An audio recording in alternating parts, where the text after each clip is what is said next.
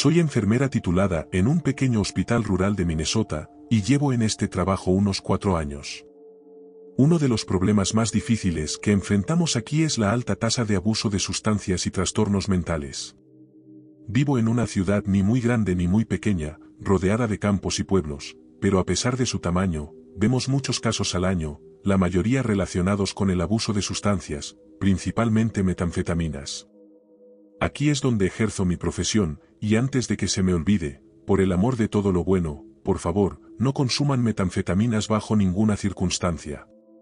De verdad, les arruinará la vida de 1000 maneras. Consejo de alguien que lidia con estos pacientes a diario. Algo que la gente suele ignorar es que la drogadicción no solo te afecta físicamente, sino que también puede provocar problemas de salud mental muy graves y a veces irreversibles. Es un círculo vicioso que a menudo es difícil de romper. No está claro si la enfermedad mental viene primero o si las drogas son las culpables, pero recuerdo una noche en particular que resume esta lucha. Nuestro equipo local de servicios médicos de emergencia recibió una llamada sobre un hombre que estaba sufriendo una psicosis inducida por drogas. Lo llevaron a nuestra unidad psiquiátrica, escoltado por paramédicos y policía local. Cuando finalmente lo vi, era evidente que este hombre estaba completamente fuera de sí. Tendría unos 50 años y parecía totalmente desaliñado. Su estado era deplorable. Su pelo canoso estaba enmarañado, no se había afeitado en días, y su ropa estaba sucia y desgastada. Era casi como un personaje de película de terror, que hablaba incoherencias y emitía ruidos extraños. Su estado de paranoia era muy evidente. Se mostraba extremadamente hostil y estaba convencido de que todos estábamos allí para hacerle daño. Intentamos calmar la situación sin tener que sujetarlo, pero rápidamente comprendí que esto no iba a funcionar. Hablé con el médico a cargo, y decidimos que la mejor opción era administrarle una inyección de un potente antipsicótico, pues su estado era realmente crítico. Así que preparé la jeringa y me dirigí de nuevo al área psiquiátrica. Cuando entré, ya había un buen grupo de gente allí, y algunos de nuestros guardias de seguridad, así como 3 o 4 policías, también estaban presentes. El paciente, aunque seguía inquieto, parecía un poco más tranquilo desde la última vez que lo vi, pero aún necesitaba esa inyección para relajarse de verdad. Me acerqué a él con la jeringa en la mano, pero en cuanto se dio cuenta, ¡bam!, su paranoia regresó con fuerza. Aunque había intentado hablarle en un tono tranquilo y suave, pude ver en sus ojos que se sentía acorralado. Sin embargo, decidí intentar calmarlo de nuevo, así que me acerqué un poco más y le dije en tono amable que todo iba a estar bien y que solo íbamos a ayudarlo. Preparé todo para administrarle la inyección en el brazo derecho. Le subí la manga de la camisa, limpié el lugar de la inyección con un algodón, y mientras hablaba con uno de los policías sobre la situación, le comenté que iba a administrarle el medicamento para mantenerlo bajo control. Luego le hice la clásica cuenta regresiva, 1, 2, 3, y le clavé la aguja en el brazo de forma rápida y firme. Ahora, una nota sobre cómo hago esto. Suelo sostener la jeringa como si fuera un dardo para que mi mano no tiemble al insertar la aguja. En esos momentos, conectar con el paciente a nivel humano es esencial. Pero seré honesta, la técnica también es crucial. Sobre todo en situaciones tensas como esta. A medida que el medicamento comenzaba a hacer efecto, el ambiente en la habitación dio un giro inesperado. Todos esperábamos que, con un poco de tiempo en tratamiento, este hombre pudiera recuperar algo de tranquilidad. Sin embargo, el miedo y la violencia siempre están a la vuelta de la esquina por estos lares. Ajusté mi agarre en la jeringa, sosteniéndola como un cigarrillo para poder usar el pulgar para presionar el émbolo. Pero justo en ese momento, el paciente se asustó al ver la aguja y entró en pánico, alejándose de mí bruscamente. La jeringa seguía en su brazo mientras se movía, pero de repente la arrancó y clavó sus ojos en mí. Antes de que pudiera reaccionar, se abalanzó sobre mí blandiendo la jeringa como si fuera un arma. Los oficiales reaccionaron rápidamente y uno de ellos gritó «la aguja», para alertar a todos en la habitación, pero ya era demasiado tarde. El paciente estaba fuera de control y, aunque intenté esquivarlo, sentí un golpe seco y un dolor punzante en el muslo izquierdo. La jeringa cayó al suelo, pero la aguja estaba rota. En ese momento, Todos se abalanzaron sobre el paciente para controlarlo mientras él gritaba como loco. Rápidamente recogí la jeringa del suelo, tratando de procesar lo que acababa de ocurrir y dándome cuenta de que la aguja estaba clavada en mi pierna. Mientras los oficiales seguían intentando controlar al paciente, que seguía completamente ido, le conté al médico lo sucedido, casi en pánico solo de pensar en las posibles enfermedades que podrían haberme contagiado. El médico abrió los ojos de par en par cuando le dije que la aguja estaba clavada en mi pierna, pero antes de que dijera nada, corrí inmediatamente al baño a comprobarlo. Por suerte, la aguja no estaba completamente enterrada en mi pierna, había un pequeño segmento, de aproximadamente medio milímetro, que estaba fuera de mi piel, y eso fue suficiente para poder extraer la aguja con unas pinzas. Sin embargo, aún no estaba fuera de peligro. Ahora tenía que esperar una serie de análisis de laboratorio para descartar que pudiera haber contraído alguna enfermedad. Después de todo el alboroto, el hombre finalmente se calmó, y otra enfermera pudo administrarle el calmante. Cuando todo estuvo más tranquilo, un policía me preguntó si quería denunciar al paciente. Al principio dije que no, porque sentía lástima por él. Claramente, este hombre estaba fuera de sí y no controlaba sus acciones. Pero a medida que avanzaba el turno, mi perspectiva cambió. ¿Por qué dejarlo pasar tan fácilmente solo porque estaba drogado con metanfetaminas? ¿Por qué tendría que cargar con la incomodidad de esta experiencia el resto de mi carrera sin que esta persona asumiera ninguna responsabilidad? Al final, llamé al oficial y decidí presentar cargos, pero 2 años después todo quedó en nada porque dijeron que el paciente no estaba en sus 5 sentidos, así que simplemente lo dejé así. Afortunadamente, todos mis análisis salieron bien, así que más allá de la herida en la pierna y el gran susto que me llevé, este aterrador incidente no dejó ninguna otra secuela que lamentar.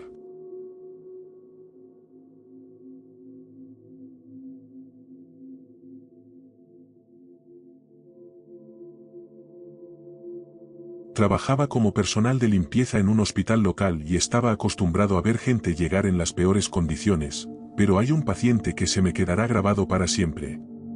Lo que pasó con él es una de esas historias que realmente no se pueden olvidar. Una noche escuché que su casa se incendió mientras él y su esposa, Elsa, dormían. En medio de la noche, se dieron cuenta de que el fuego había consumido la mitad de la casa. Este hombre, que se llamaba Felipe, logró salir gracias a la ayuda de sus vecinos, pero su esposa no tuvo tanta suerte.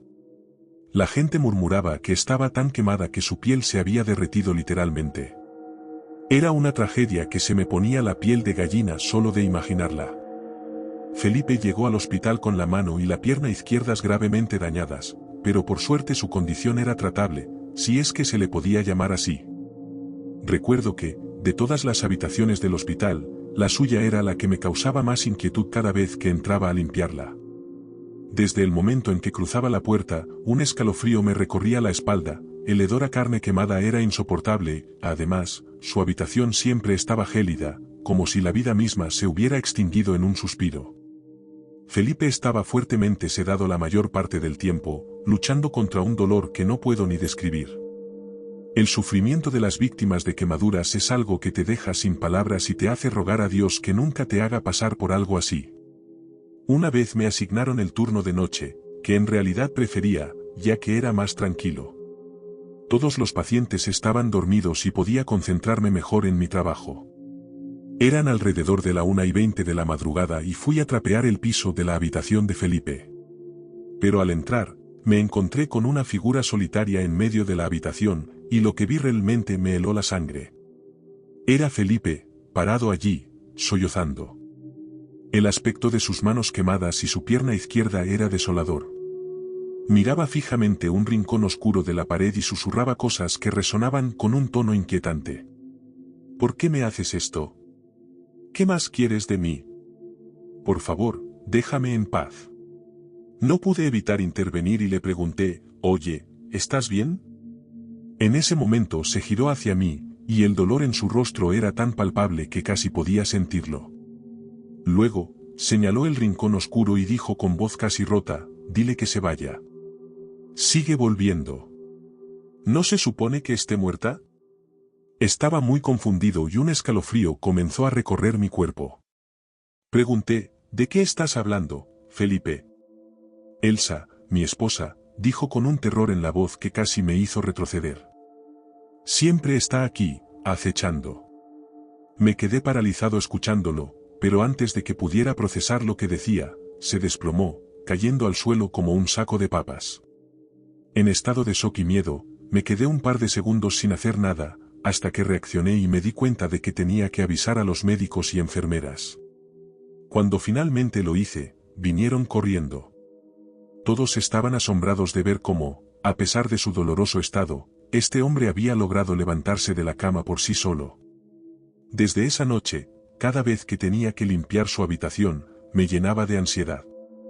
Sabía que había alguna explicación lógica para lo que estaba sucediendo, pero, créanme, cuando estaba solo en esa habitación oscura con solo el sonido de la respiración aturdida de Felipe, no podía evitar pensar que tal vez era su difunta esposa materializándose en ese rincón oscuro, velando por él en su sufrimiento.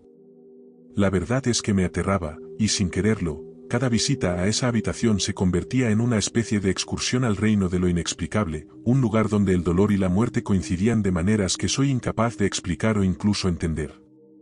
Yo simplemente era un limpiador, pero cada vez que cruzaba el umbral de la puerta de la habitación 102, me encontraba atrapado en medio de un drama que no podía comprender del todo, pero que se podía percibir en el ambiente. Poco después, pasaron unos días y noté que Felipe empeoraba cada vez más. No solo se notaba en sus quemaduras, su comportamiento se volvía cada vez más extraño. Podía escuchar sus gritos resonando desde su habitación y cada vez que eso sucedía, médicos y enfermeras corrían como bomberos a controlar el incendio. A decir verdad, eso empezó a ponerme bastante nervioso.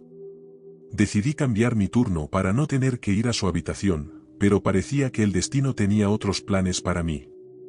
Una mañana mi jefe me llamó y, mientras esperaba que me regañara por algo, me dijo que si hacía el turno de esa noche, me pagarían el doble.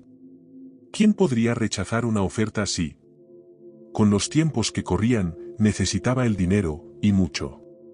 Así que acepté, pensando que tal vez podría soportarlo, sobre todo porque tendría parte del día siguiente libre. Fui a casa, descansé un poco y me preparé para el turno de noche. Necesitaba estar en mis 5 sentidos, así que traté de no pensar demasiado en Felipe. Cuando regresé, tenía la cabeza despejada, como de costumbre, comencé a hacer mis rondas, limpiando las habitaciones. Después de un rato, decidí tomar un breve descanso en la cafetería. Mientras estaba allí, tratando de disfrutar de una bebida, escuché pasos en el pasillo. Fue entonces cuando me di la vuelta, y al hacerlo, sentí un frío repentino. Allí estaba Felipe, de pie al final del corredor. Sus extremidades aún mostraban las profundas marcas de las quemaduras que había sufrido, y la mitad de su rostro estaba cubierto de horribles cicatrices. ¿Todo bien, Felipe? Deberías volver a tu habitación, dije, aunque mi corazón latía con fuerza. Verlo así de desolado realmente me inquietaba. Tenía una mirada fija, casi de estatua, respiraba entrecortadamente, y como si estuviera en otro lugar. Felipe, me estás asustando, ¿por qué no te vas a acostar? No deberías estar aquí. Se quedó callado un momento, pero lo que dijo a continuación me heló la sangre. Ella no va a descansar hasta que me mate. Dios. Es realmente difícil describir lo aterradoras que sonaron esas palabras. Vamos, Felipe, no empieces otra vez. Traté de razonar con él, pero con mucho miedo. No, esta vez es diferente, respondió con la voz quebrada. Está justo detrás de ti, y me está diciendo, ven conmigo. Me di la vuelta, pero por supuesto no había nadie allí. Solo un pesado silencio que me envió escalofríos por la espalda. La siguiente acción de Felipe fue algo que nunca podré olvidar. Sacó un bisturí que estaba en la mesa cerca de él y empezó a cortarse los labios. Gotas de sangre salpicaron rápidamente el piso blanco como si estuviera pintando una obra de horror, pero no se detuvo ahí. Continuó mordiéndose los labios, y el sonido de su carne desgarrándose me llenó de náuseas y horror al mismo tiempo. De repente, dejó escapar un grito de dolor que resonó por la habitación. ¿Estás feliz ahora? ¿Estás enojada porque sigo vivo y tú no? Está bien. Voy a terminar con esto hoy. Voy a acabar con todo. En ese momento, me quedé totalmente sin aliento. Felipe comenzó a apuñalarse repetidamente en el pecho con el instrumento que tenía en la mano. Era lo más aterrador que había visto en mi vida. La sangre brotaba a borbotones y yo estaba completamente paralizado por el terror, como si el pánico se hubiera apoderado de mi cuerpo. Al instante, varias enfermeras y médicos entraron corriendo y entonces estalló el caos. Felipe fue trasladado a la UCI en un abrir y cerrar de ojos y en medio de una gran conmoción que provocó que varios pacientes se asomaran por las puertas, pero ya era demasiado tarde. No sobrevivió a sus heridas. Yo estaba en shock, incapaz de procesar lo que acababa de suceder. En mi interior, sentía que de alguna manera él realmente había visto el espíritu de su esposa. Los médicos afirman que se trataba de alucinaciones causadas por una lesión en la cabeza que sufrió durante el incendio. Sin embargo, yo creo que el espíritu de su esposa estaba realmente allí. A veces, cuando alguien muere con algo que lo atormenta, alguna gente dice que regresa para atormentar a sus seres queridos o, en algunos casos, para atormentarlos a ellos también. Entonces seguí pensando, ¿qué demonios le había pasado a Felipe? Me asustaba pensar que tal vez Elsa, su esposa, no había encontrado la paz y ahora, de alguna manera, seguía aferrada a él. Fue una historia trágica, y a pesar de todo lo que había visto durante mis turnos en el hospital, esa fue una experiencia que me marcó para siempre. Al final del día, me fui a casa sin respuestas, solo con una profunda sensación de tristeza y preguntas que nunca serían respondidas. La experiencia de Felipe sería algo que me perseguiría para siempre. En ese mundo donde el dolor y la muerte a menudo parecen entrelazarse, a veces los fantasmas no son solo recuerdos, sino aquellos que se aferran a la vida, buscando aferrarse a lo que dejaron atrás.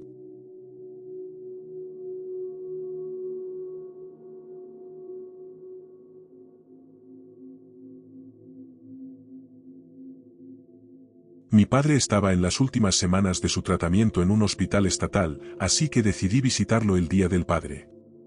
Había estado en una institución de salud mental en el estado de Georgia durante varios meses después de atravesar un episodio severo de depresión. Ese lugar tiene una historia larga y algo escalofriante, lo que, de hecho, lo hace un poco intrigante. Durante mi visita, mi padre y yo comenzamos a hablar de experiencias extrañas y de un par de historias perturbadoras que le habían ocurrido allí, las cuales, francamente, me hicieron cambiar por completo la manera en que veía ese lugar. El hospital abrió sus puertas en 1912, desde entonces, se convirtió en un refugio para personas con problemas mentales y para aquellos que cometían delitos pero querían escapar de las consecuencias fingiendo estar locos. Al principio, fue diseñado para ayudar a quienes más lo necesitaban, pero no pasó mucho tiempo antes de que se convirtiera en un caos total debido al hacinamiento. La cantidad de pacientes seguía creciendo, y el hospital tuvo que ampliar sus instalaciones varias veces. Pero, por supuesto, eso no significaba que hubiera suficiente personal para atenderlos a todos. Para 1935, las cosas empeoraron considerablemente, y el gobernador decidió despedir al superintendente del lugar, junto con el 80% de los empleados. Sin embargo, los reemplazos que trajeron fueron seleccionados más por sus conexiones políticas que por su capacidad para trabajar con pacientes. Después de esa purga, surgieron otros problemas, ya que las personas contratadas no tenían idea de cómo tratar a los pacientes, y en lugar de mejorar, la situación se deterioró aún más. El trato hacia los internos se volvió considerablemente peor. En 1949, los medios de comunicación sacaron a la luz el desastre que ocurría en el hospital. Informaron sobre el hacinamiento y los abusos que sufrían los internos, además de revelar numerosos casos de desnutrición severa, ya que muchos no recibían suficiente comida. No fue sino hasta 1953 que comenzó a gestarse un cambio real en la institución.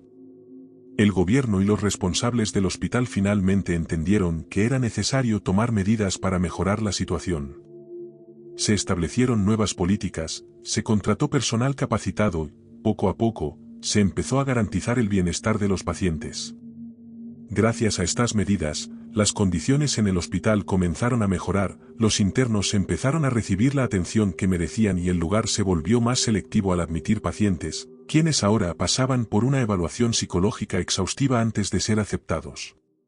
Para la década de 1940, la población de pacientes había disminuido de más de 2.000 a aproximadamente 600, y hoy en día hay alrededor de 250. Afortunadamente, a pesar de las crisis por las que atravesó el hospital a lo largo de las décadas, en los últimos 20 años se ha convertido en un referente por la calidad de sus servicios. Todo esto ha dado pie a muchas historias relacionadas con apariciones y eventos inexplicables que tanto pacientes como empleados han presenciado a lo largo de los años. Mi padre fue uno de ellos, pues tuvo su propio encuentro con lo desconocido durante su estancia en ese lugar. A mi papá siempre le ha gustado mantenerse ocupado, así que constantemente se ofrecía como voluntario para realizar diferentes tareas. Ya fuera ayudando en actividades para los pacientes o apoyando al personal en diversos programas, siempre estaba activo. Nunca le ha gustado estar sin hacer nada. Según entiendo, el hospital se asemejaba más a un centro de rehabilitación, y en comparación con otros lugares, los internos allí gozaban de un poco más de libertad. Podían salir cuando quisieran y también participar en las actividades que les interesaran. Sin embargo, había una parte del hospital que era más parecida a una prisión, y en una ocasión, ayudó a una señora que trabajaba en esa área con la lavandería. Juntos doblaron un montón de sábanas y toallas, pero cuando salieron por un momento a buscar unas canastas donde colocarlas, al regresar encontraron todo tirado y desordenado. Lo extraño es que esa área siempre estaba cerrada con llave, por lo que nadie debería haber podido entrar y hacer semejante desastre. La trabajadora, cuyo nombre era Eucaristía, le dijo a mi papá que un fantasma rondaba ese lugar y que su nombre era Charles. Le explicó que los empleados les han puesto diferentes nombres a los fantasmas que, según se dice, habitan esa parte de la prisión, porque hay tantos que incluso han tenido que cerrar algunas habitaciones. Los espíritus que residen allí son tan violentos que han llegado a causar daño físico a los trabajadores que entran en esos lugares. Es por eso que cada vez que un residente o interno quiere trasladarse, los nuevos se niegan a quedarse, porque suceden cosas extrañas y aterradoras, incluso en la antigua oficina del director. Dicen que está tan embrujada que el propio director les advirtió al personal que, si no le conseguían un nuevo espacio para sus cosas, renunciaría. Y no era una broma. Mi papá también mencionó que ahí ocurrían cosas realmente insólitas, como objetos que se movían solos e incluso cosas que volaban por el aire. El ambiente era escalofriante para todos. Como mi papá tenía permiso para salir del hospital con frecuencia y además tenía un trabajo externo, él y algunos chicos decidieron realizar labores de mantenimiento en el césped alrededor del hospital y del cementerio cercano. Una tarde, mientras trabajaban en una zona del terreno que ya no se usaba, mi papá y su pequeño grupo estaban cerca de un edificio antiguo, que formaba parte del complejo pero había sido clausurado desde los años 80. El edificio estaba lleno de ventanas rotas que dejaban ver su interior. Mientras trabajaban y charlaban casualmente, de repente, mi papá y otro chico vieron a alguien caminando adentro. Mi papá y su compañero le dijeron al jefe que creían que había alguien más en el edificio. Les parecía extraño ver a una persona en un lugar que llevaba años vacío. Pero el jefe se rió y les dijo que probablemente era solo un fantasma y que se estaban imaginando cosas. Aunque mi papá siempre ha sido una persona sensata, tanto él como los demás vieron con claridad a la figura, suficiente como para notar su ropa. ¿Viste lo que llevaba puesto?, le preguntó el otro chico, algo asustado. Sí, respondió mi papá. Alguien nos está jugando una broma. Es una persona. De pronto, volvió a aparecer, caminando rápidamente por el pasillo hacia ellos. Desde la ventana, seguían viendo cómo el extraño se acercaba, y decidieron esconderse en una esquina cerca del garaje. El hombre llevaba un viejo traje blanco y negro con un sombrero a juego, y mantenía la cabeza baja, como si quisiera ocultar su rostro. El chico que estaba con mi papá salió corriendo, diciendo que no podía seguir trabajando ahí porque estaba aterrorizado, pero mi papá le gritó que corriera hacia adelante para atrapar al tipo que estaba tratando de asustarlos. El chico dudó un momento, pero hizo lo que mi papá le dijo. Juntos, corrieron tras el hombre, pero en un punto este simplemente pareció desvanecerse. Se detuvieron justo donde el hombre del sombrero debería estar, pero no había nadie. El edificio estaba vacío. Revisaron todas las puertas, y sorprendentemente no había señales de alguien más. De alguna manera, el jefe consiguió las llaves para investigar esa parte del edificio antiguo. Mi papá dijo que había tanto polvo en el interior que podían ver las huellas en el suelo, pero no encontraron rastro alguno del hombre que habían visto. Debe estar planeando algo raro, pensó mi viejo, porque no hacía más que esconderse de nosotros y cubrirse el rostro. Sin embargo, pasaron varios meses sin que ocurriera nada más, hasta que un día se ofreció para hacer algunos trabajos de mantenimiento en la oficina del director del centro. Al entrar, vio un enorme tablón de anuncios con fotografías de todos los hombres que habían dirigido el lugar desde su fundación a principios de 1900. De todas las figuras ahí presentes, hubo una que llamó especialmente su atención. Era el hombre que dirigió el centro entre 1922 y 1935, un sujeto llamado Arthur Bennett. Mi papá estaba seguro, era exactamente el mismo hombre que había visto en el edificio abandonado, vestido de la misma manera que en la foto. En ese momento, quedó helado. No había duda, era él. Más tarde, la secretaria le contó que este hombre había muerto de un infarto fulminante en ese mismo edificio abandonado en 1935. En esa época, ese era el edificio administrativo del complejo y ahí estaba ubicada la oficina del director. No fue sino hasta 2 décadas después que las oficinas administrativas fueron trasladadas al edificio donde se encuentran hoy en día.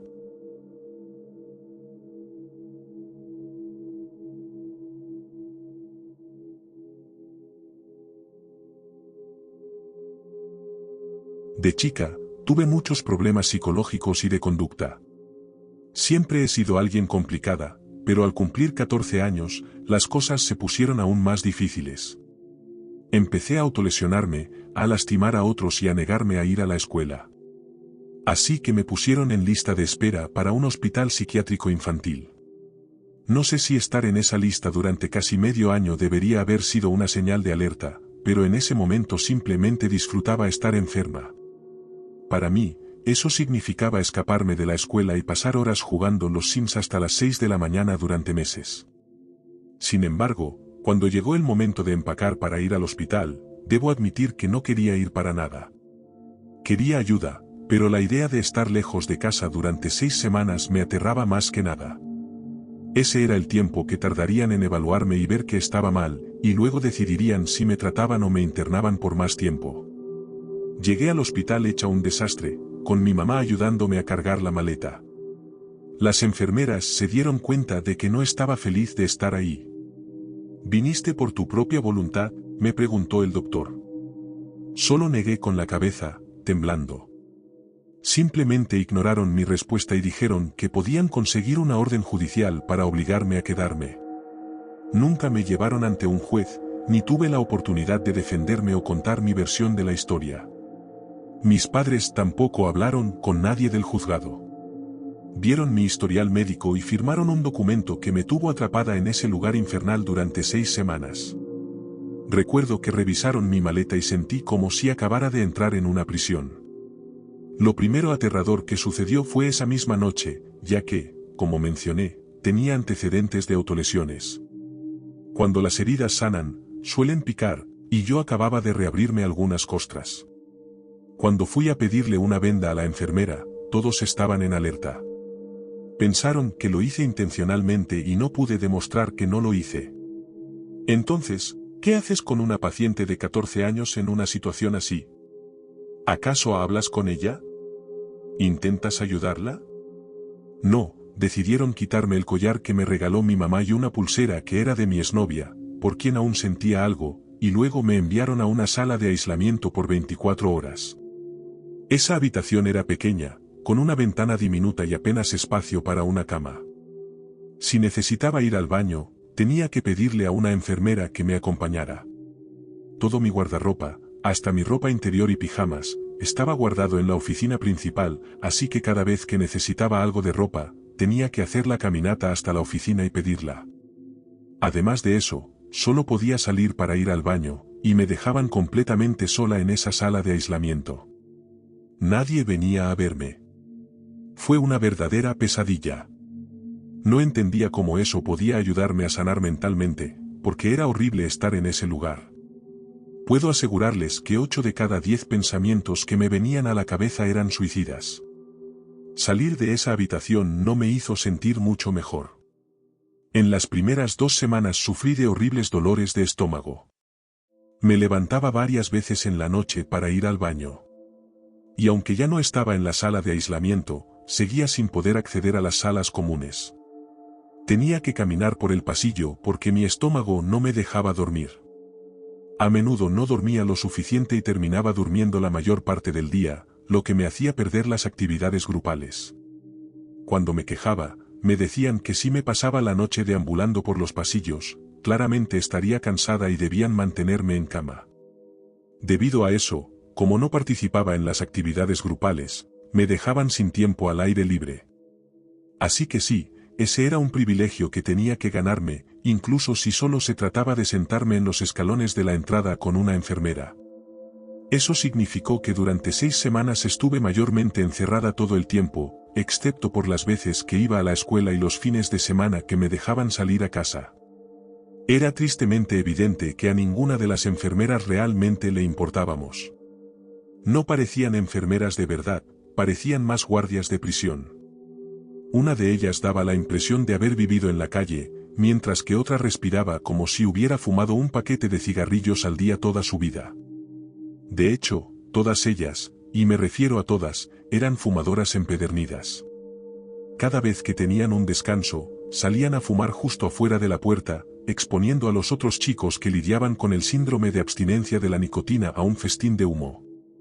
Durante mis 6 semanas en el pabellón psiquiátrico vi a un psiquiatra 2 veces, una para una evaluación general y otra para una prueba de sí.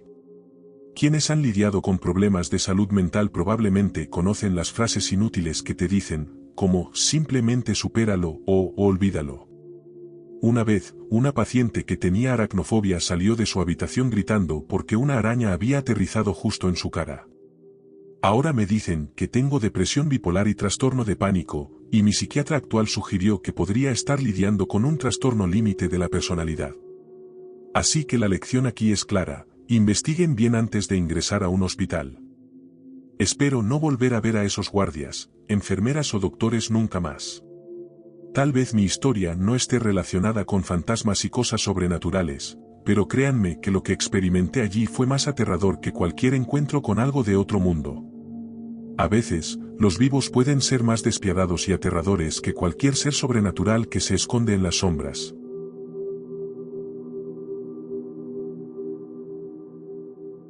Si estas historias te mantuvieron en suspenso, dale me gusta y suscríbete para más encuentros inquietantes. Activa las notificaciones porque no querrás perderte lo que viene a continuación. Mantente a salvo, mantente alerta y recuerda. Gracias por escuchar, y nos vemos en la próxima noche.